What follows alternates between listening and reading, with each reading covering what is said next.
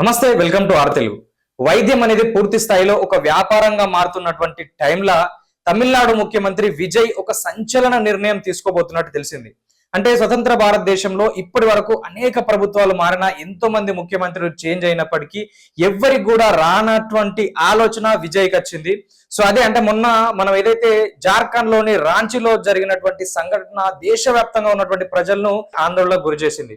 ఎవరైతే ఒక వ్యక్తి కాలు ఫ్రాక్చర్ అయింది అని చెప్పేసి హాస్పిటల్కి వెళ్తే సో అతనికి ఏ ఆపరేషన్ చెప్పేసి మొత్తం మీద 22 లక్షలు వసూలు చేసిన తర్వాత అతని డెడ్ బాడీని అప్పచెప్పినటువంటి పరిస్థితి. అంటే డబ్బులు కట్టిన తర్వాతనే సో అతను ఆల్రెడీ చనిపోయాడు అని చెప్పేసి వీళ్ళు మాట్లాడితే అక్కడ ఉన్నటువంటి పేషెంట్ కు సంబంధించినటువంటి వ్యక్తులు పెద్ద ఎత్తున గొడవ చేశారు.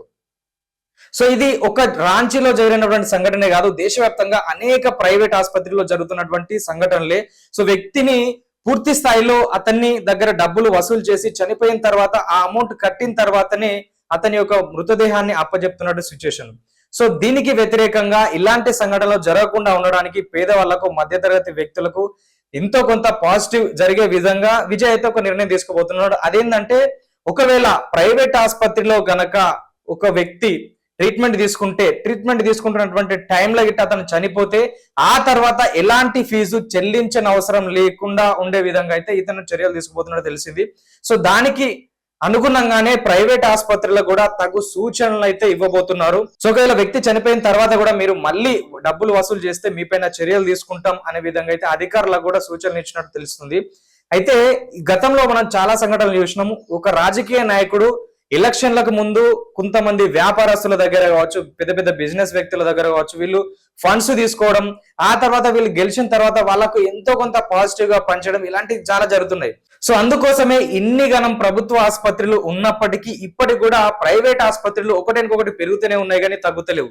సో ఇప్పటికీ ప్రభుత్వ ఆసుపత్రిలో పనిచేసే చాలా మంది డాక్టర్లు ఒక పార్ట్ టైం లాగానే ప్రభుత్వ ఆసుపత్రిలో పనిచేస్తూ మళ్ళీ మిగతా టైం వీళ్ళు ప్రైవేట్ క్లినిక్లు, ప్రైవేట్ హాస్పిటల్ కట్టుకొని సో ఇక్కడ ఉన్నటువంటి పేషెంట్లను కూడా సరైనటువంటి మెడిసిన్స్ లేవు, ఎక్విప్మెంట్ లేవు, కాబట్టి మీరు ఈ హాస్పిటల్కి వెళ్ళండి, అక్కడ పూర్తి స్థాయిలో మీకు వైద్యం అందుతుంది అనే విధంగా చాలా మంది చెప్తున్నటువంటి సిచ్యువేషన్. సో మరి విజయ్ తీసుకున్నటువంటి నిర్ణయం పేషెంట్ చనిపోయిన తర్వాత ప్రైవేట్ హాస్పిటల్కు బిల్లు చెల్లించని అవసరం లేదు అనే విధంగా వీళ్ళు చర్యలు తీసుకోబోతున్నట్టు తెలిసింది.